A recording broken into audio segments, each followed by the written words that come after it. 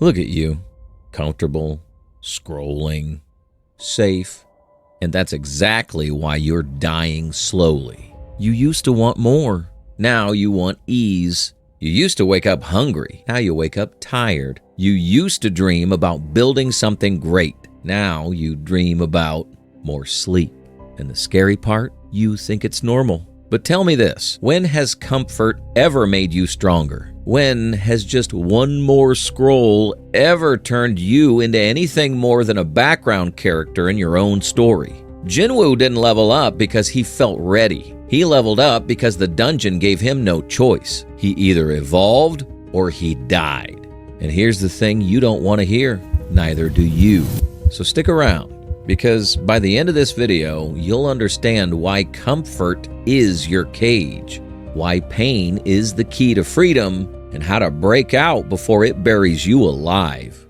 Comfort isn't your friend, it's your executioner. It just kills you slowly enough to make you clap for it. You hit snooze, you scroll, you eat like you'll live forever. You tell yourself you're resting, but you're not resting, you're rusting. And little by little, you're building your own coffin out of cheap dopamine and missed chances. Seneca once said, "If you live according to nature, you'll never be poor." But here's the twist. You're not living according to nature. You're living according to Netflix. And nature demands struggle. Without resistance, muscles decay. Without challenge, your mind softens. Comfort isn't peace.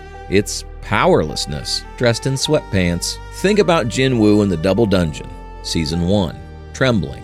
Blood pooling at his feet. Statues tearing through his team like paper dolls. That's powerlessness. He wasn't trapped by chains. He was trapped by weakness. And in that moment, comfort wasn't an option.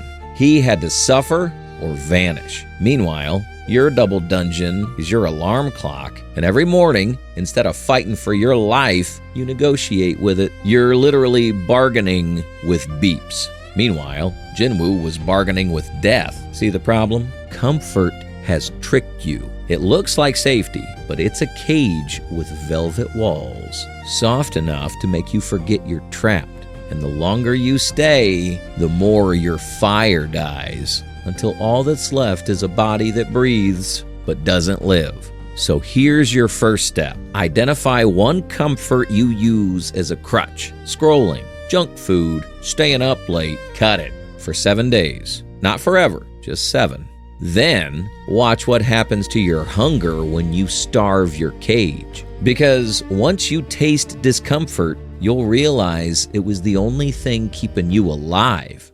Here's the truth you don't want to hear. Pain isn't your enemy. It's the invitation you keep ignoring. Most people think pain means something went wrong. Miss a workout? Pain. Fail an exam? Pain. And instead of stepping into it, you do everything to escape it. Snacks, screens, distractions. You act like the world just did you dirty. But in reality, pain's just the teacher knocking on your door with a clipboard saying, "Hey, class is in session." Neuroscience even backs this up. McEwen, 2007, under stress, under adversity, the brain rewires itself. Pain carves new connections, new strategies, new levels, which means the very thing you keep avoiding is the exact thing that makes you stronger. Or, in simpler terms, pain is progress in disguise. Think back to Jin-Woo, Double Dungeon. Everyone's dead. Statues merciless. He's bleeding out on the floor. That wasn't the end. It was the doorway. That pain didn't destroy him.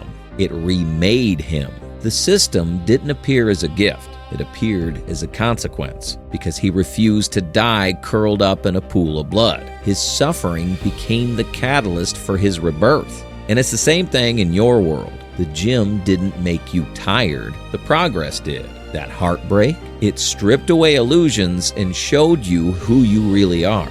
And failing that exam, that's not proof you're dumb. It's proof your study habits need a funeral.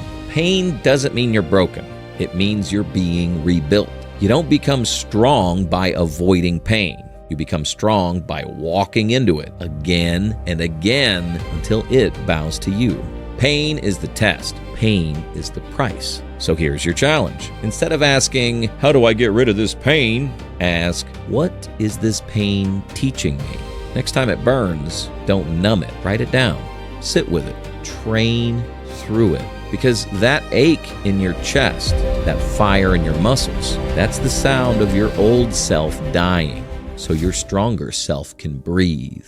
You keep waiting for motivation, for the right time, for someone to notice your potential. But here's the cold truth. No one's coming. You love the fantasy that someday someone will swoop in, a mentor, a miracle, some invisible hand pulling us out of the mud. But life doesn't hand out plot armor, and the longer you wait, the deeper the rot sets in.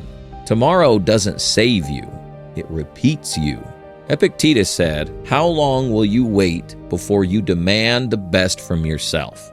That wasn't advice, that was a warning, because waiting is surrender. And surrender, it doesn't mean peace, it means you've chosen to rot politely while the world moves on without you. Think of Jin-Woo after the double dungeon. Hospital bed, body shattered, his mother in a coma, his sister barely scraping by. No guilds lining up to help him. No applause for surviving. No savior. Just weakness and bills. That's when it hit him. Nobody was coming. If he wanted to live, if he wanted to protect the people he loved, he had to claw his way out alone. That's the moment he stopped waiting and started becoming. In your life, not that different. You wait for the right mood to work out, waiting for the motivation to tap you on the shoulder like some fairy godmother. Spoiler, she's not showing up. You know what does show up? Another year of scrolling and snoozing. Meanwhile, the dungeon doesn't pause for you. The bills don't pause for you. And your body clock sure as hell doesn't pause for you. You think you're waiting for the right conditions. But the truth is, you're waiting for someone else to live your life for you. And the longer you wait, the more brutal it gets. When you finally realize the only rescue team that's ever coming is you. So write this down and stick it somewhere you'll see. If I don't act now, nothing changes. Then act. Send the application. Do the push-ups. Write the page. Doesn't matter if it's perfect. What matters is it's done. Because once you stop waiting, you start living. Here's the secret nobody likes hearing. Winners don't do what they feel like. They do what's required. Most people think success is about passion, that if you love something enough, you'll stay consistent. Yeah, sure, until it gets hard, because the second it sucks, passion grabs its hoodie, sneaks out the back door, and leaves you face down in excuses. That's why your goals die after 2 weeks. You're trying to build a future on feelings. But discipline doesn't care how you feel. It doesn't ask for your mood's permission slip. If it did, half of you would have respawned in your bed this morning. Angela Duckworth's research on grit shows talent doesn't predict success. Effort does. Sustained effort over time. Translation: the person who drags themselves through the work, even when it's boring or brutal, always crushes the genius who only shows up when it's fun. Jin-Woo doesn't wake up at level 100. He woke up weaker than ever and started grinding anyway. Push-ups, squats, quests, every day. More blood, more sweat, more sacrifice. He didn't wait to feel motivated. He followed the system like gospel. Imagine Jin-Woo saying, I'll grind tomorrow. Roll credits. You don't get stronger because you like lifting weights. You get stronger because you lift them anyway. You don't get smarter because you enjoy studying. You get smarter because you sit down and read the page. The gym doesn't care about your mood. Deadlines don't care about your mood. Your life doesn't care about your mood. Your work either gets done or it doesn't. The difference between E rank and S rank isn't talent. It's showing up when it sucks. It's ignoring the voice that says, not today. It's burning the back door so there's no escape route. Only forward, forward, forward. That's how Jin-Woo became unstoppable.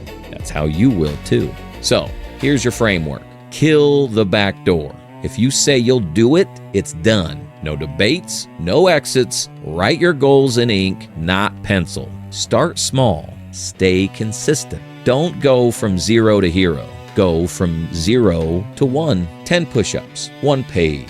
10 minutes. Momentum beats explosions. Ignore the mood. Your feelings don't run your life. You do. Discipline is doing what's hard when every part of you says quit. That's the difference between E-rank you and S-rank you. One presses snooze, the other presses start. Because passion fades, comfort lies. But discipline always pays you back. Discipline is the price of power, and either you pay it or you stay weak. Jin-Woo didn't level up by waiting. He didn't level up by hoping. He leveled up by suffering, rising, repeating, until pain itself bowed to him. And that's your choice right now. No saviors, no shortcuts, no perfect timing, just you, the work, and the cost. So stop waiting. Stop negotiating with weakness. Suffer, rise, repeat.